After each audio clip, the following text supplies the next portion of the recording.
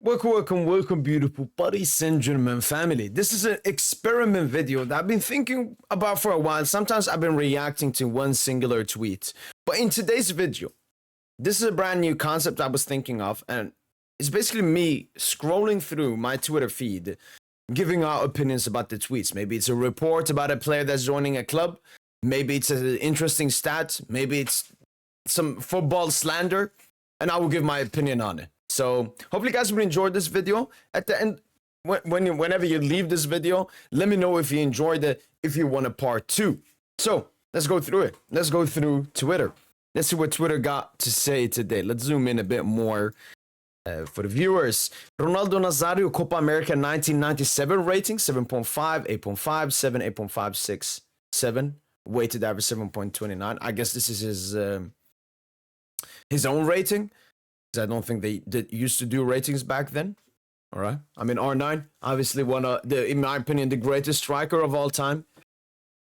And this was, 97 right ahead of 98 World Cup. Better than twerking for Yamal. From this to this. Fair. Phew. You know what?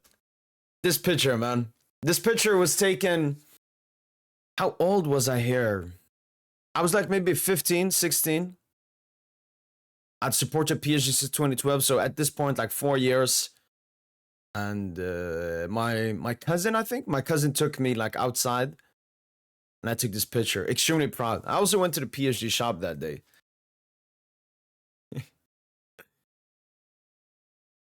Man. Beautiful. Absolutely stunning. Pick your midfield 3. I've already tweeted about this. Vitinha, Pedri, and Valverde. Every profile you need. I said Vitinha, Pedri, Bruno. Because I was thinking Vitinha, Pedri as the deep playing midfielders. And then you got Bruno as the number 10. But then I was thinking about it. And you could do Valverde. Just play Pedri, Valverde, double pivots. And then Vitinha would be the more offensive one.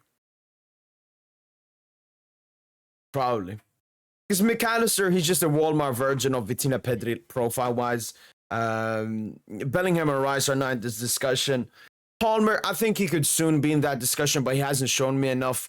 A bit the same goes with Musiala. So it's Pedri, Vitinha, and then I think it's between Bruno and Valverde. But I said Bruno before in my tweets, but I would change actually to Valverde. I'll play Pedri, Valverde double pivot, Pedri on the left, Valverde on the right. Vitinha is the more offensive, and he can move around all the places as well. Beautiful midfield 3. Netanyahu warns America today it's Tel Aviv, tomorrow it's New York. Well, let's get political. Obviously, Netanyahu, I watched his video, the video that he first uploaded to video after the first strikes, and he mentioned like USA 4 times. He said, God bless Israel and God bless America, like 10 times. So, yeah, he's just twerking for America and the American people. But obviously, twerking for the American people, this is just a game he's playing because the people don't decide in America. There is no democracy in America, as there is no democracy in the Western world. It's all a lie. The people that decide are the people in the Senate and so on. And those people are not voted by the people. They're there because of the rich Jews, the AIPAC and all of that.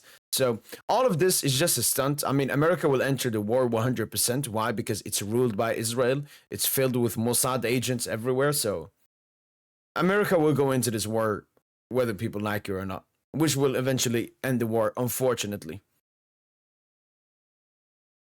The Ballon d'Or, more than a trophy, it's a true work of art. Experience the craftsmanship and passion behind football's highest individual honor. Made in the heart of Paris by Milleroy, who do you see lifting on September 22nd? So this is the making of the Ballon d'Or trophy? I mean, it's probably not copyrighted. I just don't care. Alright, interesting. Dembu's gonna carry it on the 22nd of September. We will be there. Tomorrow you get the driving license. It's prayer for me, inshallah. Inshallah, you pass, man. But just focus on yourself, man. You don't have to tweet, honestly. You saw Hansi from them. Thrash them in the Champions League. Nico Williams and Fermi rejection will always be the fathers of Bayern. That's life. Fermi Lopez received exploratory approach from Bayern. However, the player prefers to stay at Barca. I mean, if he goes to Bayern, I still don't think he'd start. I mean, I think that's maybe they're playing like as a makeshift left midfielder, like a false left mid, like Iniesta used to play back in day, or like Matuidi in the 2018 World Cup, but he rejected them. Thrashed them in the Champions League, yeah. I mean, if you look at Barca and Bayern like Champions League stats, like Bayern still historically. Let's even do that. Bayern versus Barcelona Champions League. Head to head. Yeah, Bayern have beaten them 10 times, scored 34 against 17. So historically, yes. But if we want to say recently, yes, they thrashed them in the Champions League group stage. Took Nico Williams. I mean, will take Nico Williams, I guess, and Freeman rejected them. Always be the fathers. I don't know about always, but at the moment, yeah, I would definitely say they're owning Bayern. And Bayern, I gotta say this about Erbel, the sporting director from Bayern München. He has to be the worst sporting director in footballing history. I haven't seen such a bad sporting director. And just Bayern as a club, like the interest, like no player really wants to join Bayern. It's so cooked.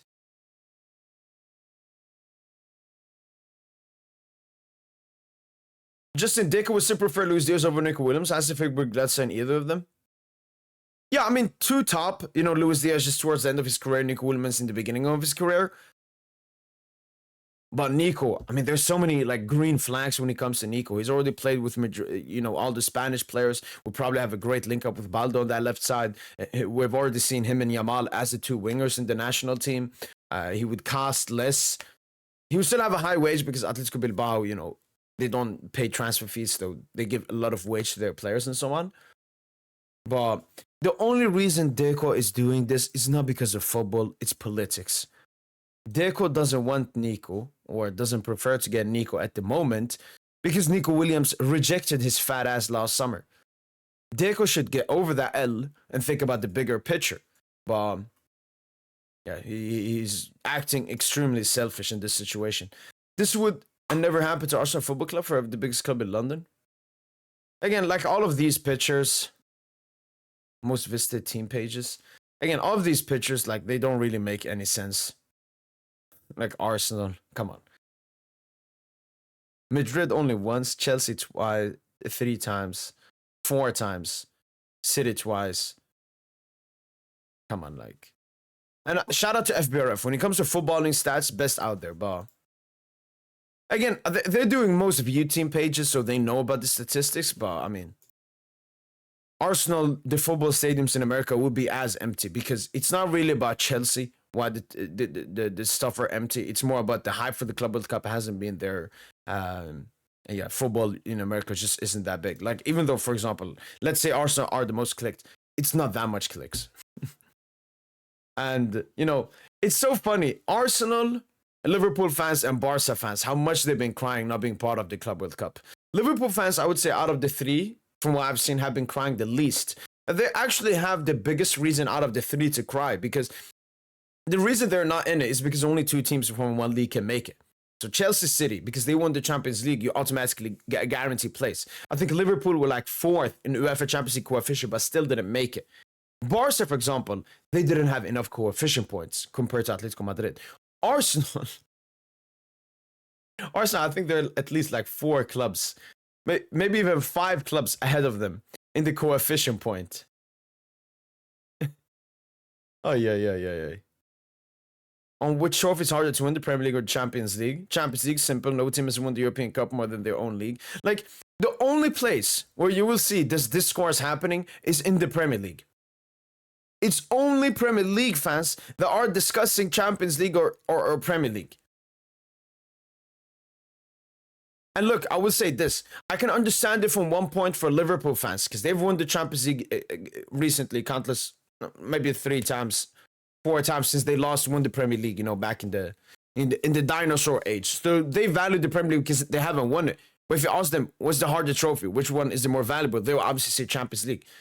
Like this entire, like the Premier League is the best league in the world. Why? Because they have so much money. The 20th place team gets more money than the best team in La Liga and best team in Liga and best team in Bundesliga, best team in Serie A combined or something like that. Absolutely crazy numbers.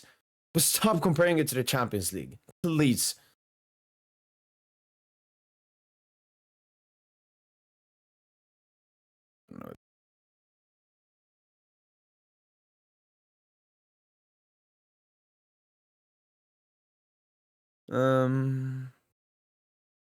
Why do you all make this retard popular? People want to get greed, this clown. I think, look, when it comes to speed and a lot of these influencers, I think a lot of them are industry plants. And in the sense they're industry plants, it's, does the high Zionist Jew elite have a motive to push these people as influencers, you know, in the media and everything? 100%. Do they stand for anything that's, because think about it, like 90% of Speed's viewers are like under the age of 15. This is what they're watching.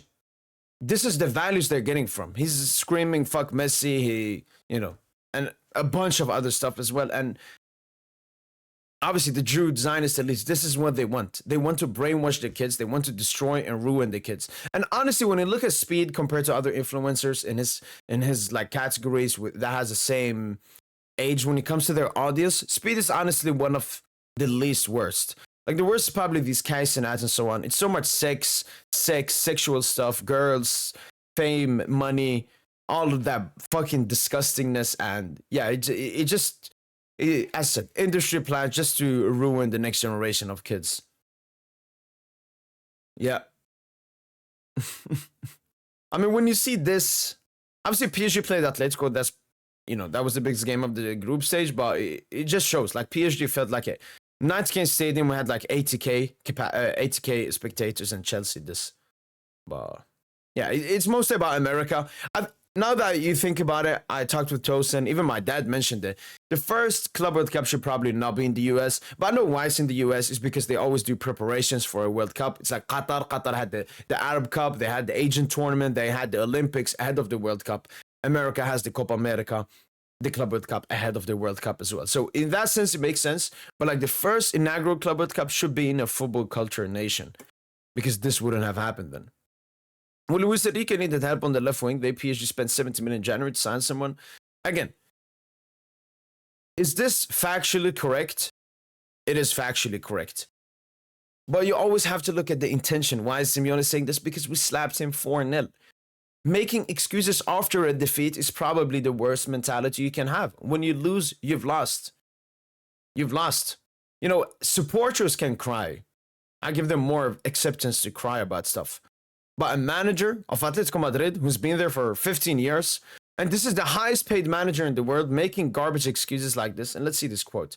Simeone is right that PSG have better resources, but I think we need to give Enrique and even PSG squad some flowers. Money alone isn't enough to get this good. Look at Chelsea, Man United, so much money spent for what? In this top-tier project, and PSG have it. 100%. 100%. Like, all the big clubs spend a lot of money. It's what you do with that money. Look at Madrid. They just bought Mbappe for 180. At the moment, so far, it's a failure. Let's see how it goes in the future. But spending a lot of money does not guarantee success. It just helps with it. And he's acting like Atletico have not been spending any money or something. Atletico Madrid has, I think they spent, yeah, Atletico Madrid spent the most money last summer transfer window. Come on, man. Lame excuses, man. I expect way better from Simeone. Besides Paul Pogba, obviously, has there ever been a creative black midfielder? I can't seem to think of any but him. Creative? I'm going to think of the top ones. Like I can think of a Clarence Seedorf, but maybe he was more of a box to box. Ruud Gullit, maybe he was more box. He was maybe like goal scoring-esque in the final third rather than playmaking. PSG, have we had one? No. Madrid. I mean, these ones are funny because they've said the same about managers. Like, has there ever been a good black manager or goalkeeper as well? I don't know. It feels like most like great black attacking players are like wingers or strikers, rather than a 10.